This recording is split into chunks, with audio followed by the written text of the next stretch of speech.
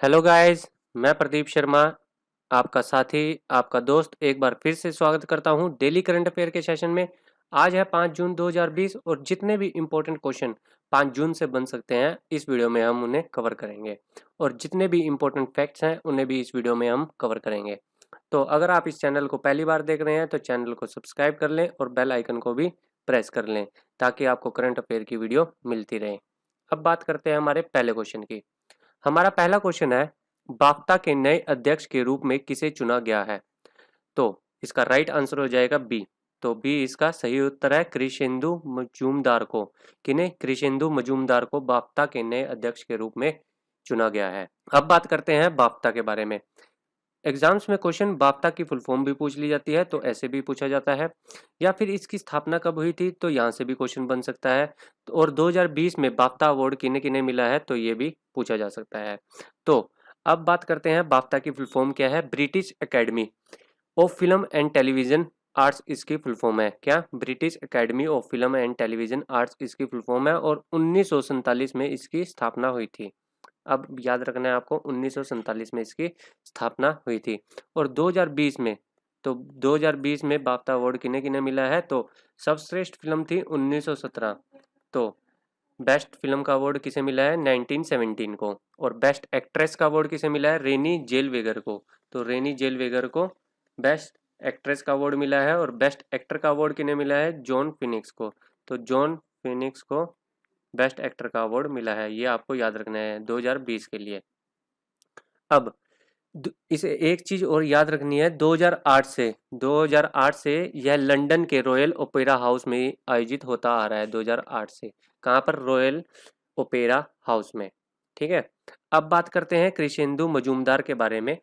कृष्णेंदु मजूमदार यह एमी पुरस्कार विजेता भी है और 73 साल के इतिहास में, बाफ्टा के 73 साल के इतिहास में पहले यह ब्लैक व्यक्ति होंगे जो जिन्हें अध्यक्ष बनाया गया है बाफ्टा का।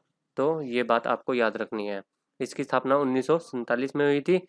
अब यह किन का स्थान लेंगे, तो है पीपा हैरिस का यह स्थान लेंगे। किसका? पीपा हैरिस का यह स्थान लेंगे और पीपा हैरिस को अब डिप्टी चेयरपर्सन बनाया जाएगा। ये याद रखना है आपको, ठीक है। इन्हें डिप्टी चेयरपर्सन बनाया जाएगा। अब कुछ और नियुक्तियां यहाँ पर देख लेते हैं। प्रदीप कुमार, प्रदीप कुमार को इस्पात मंत्रालय का सेक्रेटरी बनाया गया है। याद रखना है आपको, इन्हें इस्पात मंत्रालय का सेक्रेटरी बनाया गया है। किन्हें? प्रदीप कुमार को। अरुण सिंघल को, इन्हें इन्हें फस्काई का नया सीईओ बनाया गया है, मुख्य कार्यकारी अधिकारी। इन्हें चीफ एग्जीक्यूटिव ऑफिसर बनाया गया है। किन्हें? अरुण सिंघल को फस्काई का। आपको याद रखना है। ओके। अब पी आर जयशंकर को, इन्हें India infrastructure finance company limited इसका एमडी बनाया गया है। तो ये चीज भी आपको याद रखनी है और अपने नोटबुक में नोट कर लेना है। ओके। अब बात करते हैं हमारे नेक्स्ट क्वेश्चन की। ट्विटर ने इसे अपने बोर्ड का नया अध्यक्ष नियुक्त करा है, तो उनका क्या नाम है? तो आपका राइट आंसर हो जाएगा पैट्रिक पिचेट को। किन्हें? पैट्रिक पिचेट को। तो सही उत्तर है, पैट्रिक पिचेट को ट्विटर ने अपना नया अध्यक्ष बनाया है।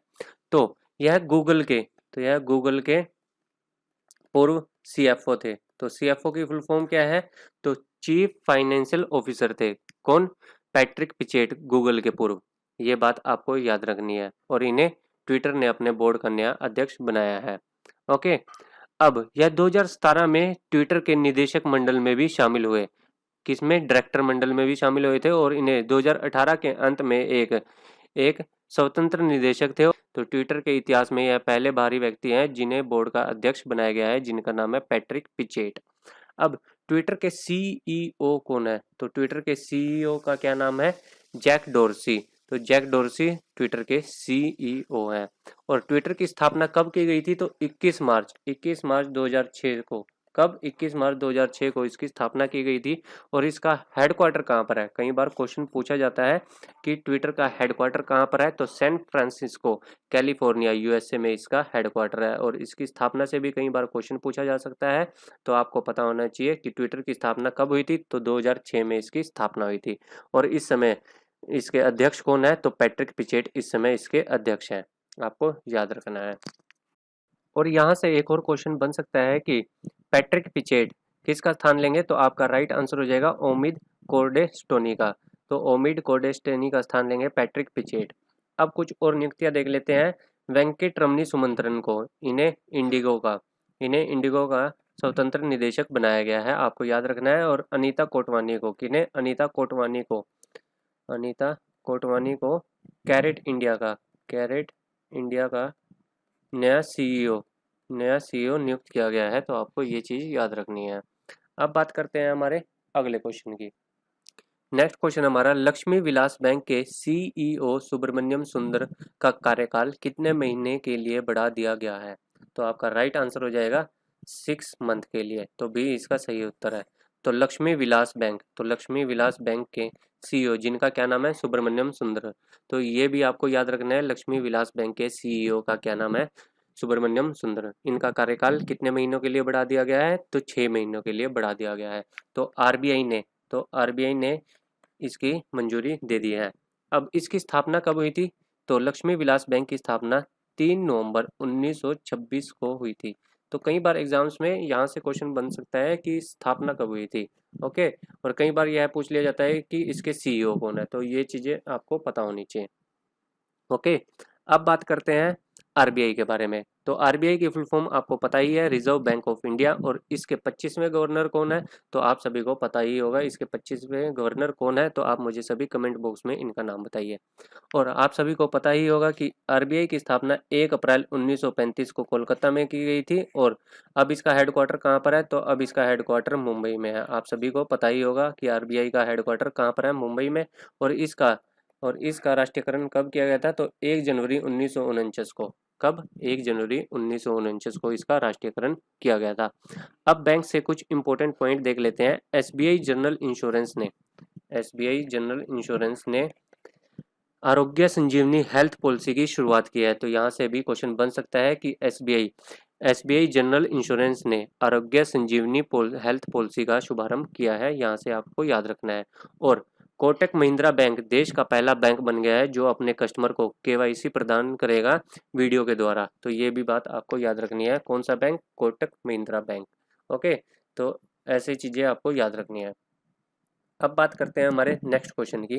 किसके द्वारा 1 year of Modi 2.0 E booklet, यहाँ पे बुकलेट कर लेना, बुकलेट का विमोचन किया गया है? तो इसका राइट आंसर क्या हो जाएगा? सूचना और प्रसारण मंत्रालय। तो बी इसका सही उत्तर है। क्या? सूचना और प्रसारण मंत्रालय। तो आप मुझे सभी कमेंट बॉक्स में बताइए कि सूचना और प्रसारण मंत्रालय किसके पास है, ओके। तो 1 year of Modi 2.0 towards a self reliant India नामक ई बुकलेट जारी की है। तो यह बुकलेट मोदी सरकार के दूसरे कार्यकाल की उपलब्धियों पर प्रकाश डालती है। तो मोदी सरकार ने जितने भी अपने दूसरे कार्यकाल में जितने भी काम करे हैं उस पर यह प्रकाश डालती है। जैसे इसमें मुख्य बातें हैं, जैसे कि धारा 370 को हटाना, ये बात आपको पता होगा।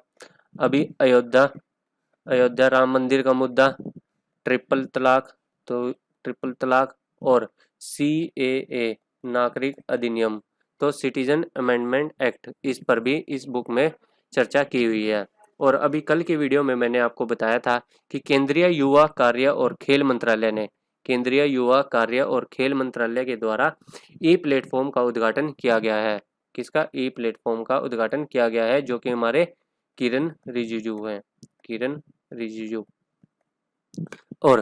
और आपको पता होना चाहिए कि केंद्रीय इलेक्ट्रॉनिक्स और सूचना प्रौद्योगिकी मंत्रालय के द्वारा अभी हाल ही में रिस्पॉन्सिबल AI फॉर यूथ नामक एक राष्ट्रीय कार्यक्रम शुरू किया गया है देश के युवाओं के लिए, आपको पता होना चाहिए। और आज ही आवास और शहरी मंत्रालय के द्वारा, किसके? आवास और शहरी मंत्रालय के द्वारा PM स्वनिधि योजना का शुभारंभ किया गया है। किसका? PM स्वनिधि। तो मैं यहाँ पर लिख देता हूँ, PM स्वनिधि योजना का आरंभ किया गया है, ओके। तो किसके द्वारा? आवास और शहरी मंत्रालय के द्वारा। तो आप मुझे सभी कमेंट बॉक्स में आवास और शहरी मंत्रालय किस मंत्री के पास है, तो आप मुझे सभी कमेंट बॉक्स में कमेंट करके बताइए, ओके। और केंद्रीय इलेक्ट्रॉनिक्स और सूचना प्रौद्योगिकी मंत्रालय किसके पास है? तो यह रविशंकर के पास है, आपको पता होना चाहिए। हमारा नेक्स्ट क्वेश्चन है, बासु चटर्जी का अभी हाल ही में निधन हो गया है, वह किस क्षेत्र से संबंधित है? तो इसका राइट आंसर हो जाएगा बी, तो वह फिल्मकार है। तो इनका संबंध किससे है?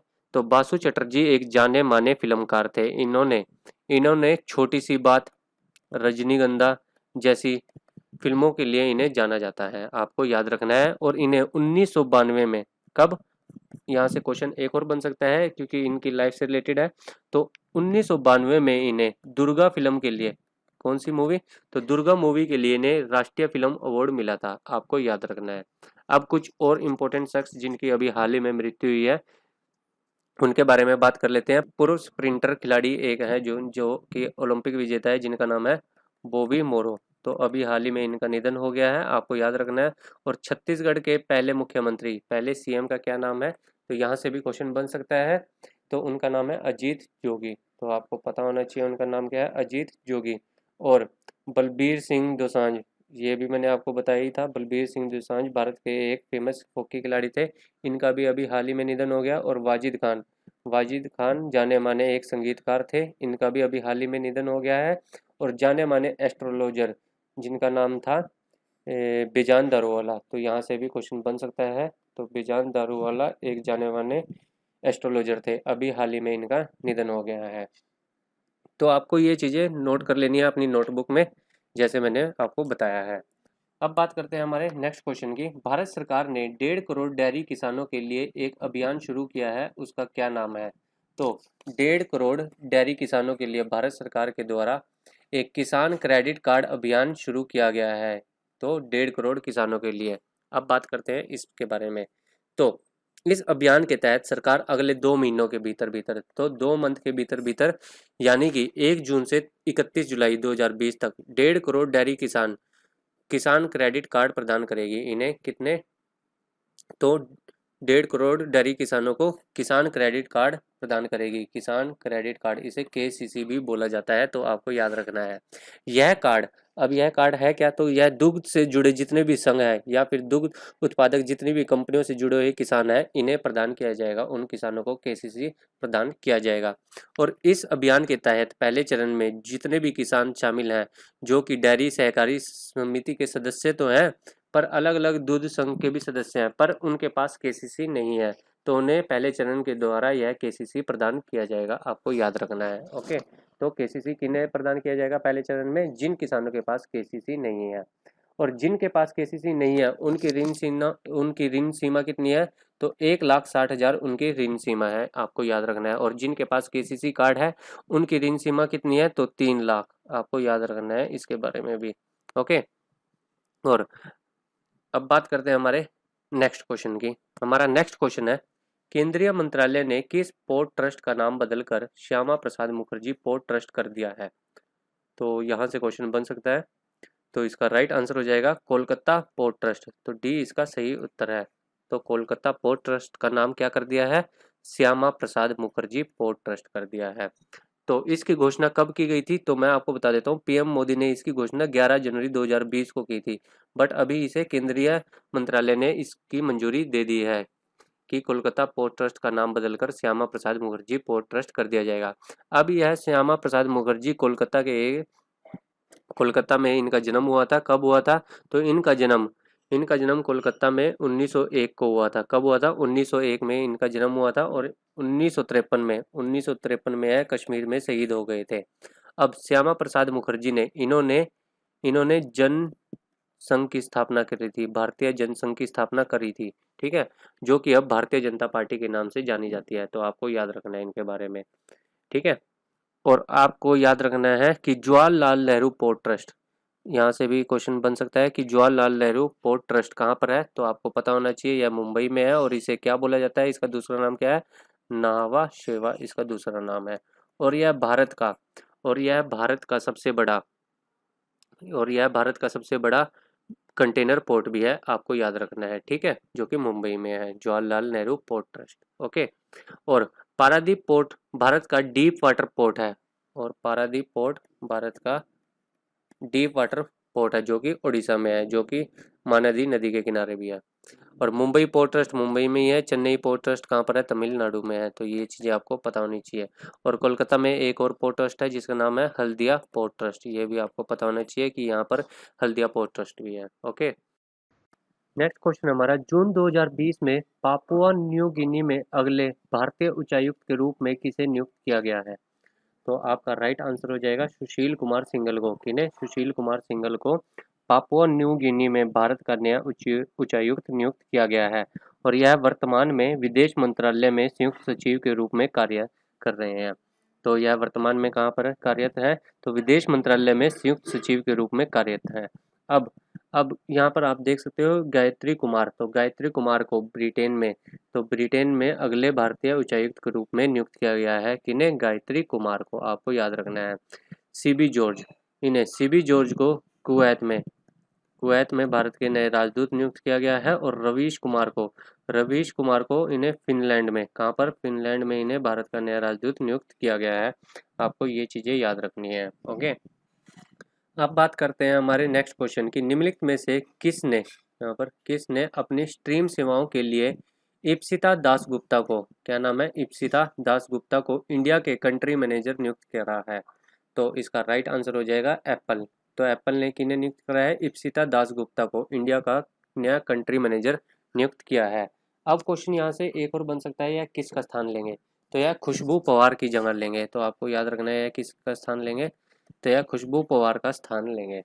अब तो यह पहले हॉटस्टार में कार्यरत थी। तो यह इप्सिता दासगुप्ता पहले हॉटस्टार में अध्यक्ष थी और यहाँ की यह स्ट्रेटजी एंड न्यू एंटरप्राइज के रूप में कार्यरत थी। हॉटस्टार में यह अध्यक्ष और स्ट्रेटजी एंड न्यू एंटरप्राइज के रूप में कार्यरत थी। और यह किसका स्थान लेंगे? तो खुशबू पवार की यह जगह लेंगे। एप्पल, अब एप्पल के बारे में बात कर लेते हैं। तो एप्पल की स्थापना 1976 में की गई थी। और इसकी स्थापना किसने करी थी? तो आप सभी को पता ही होगा कि एप्पल की स्थापना स्टीव जॉब, रोनाल्ड वेन और स्टीव वोजनियाक ने करी थी। तो ये चीज़ें आपको पता होनी चाहिए। और इसका हेडक्वार्टर कहाँ पर है? तो कुपर्टिनो अमेरिका में इसका हेडक्वार्टर है। कहाँ पर? कुपर्टिनो में इसका हेडक्वार्टर है, अमेरिका में इसका हेडक्वार्टर है। ओके,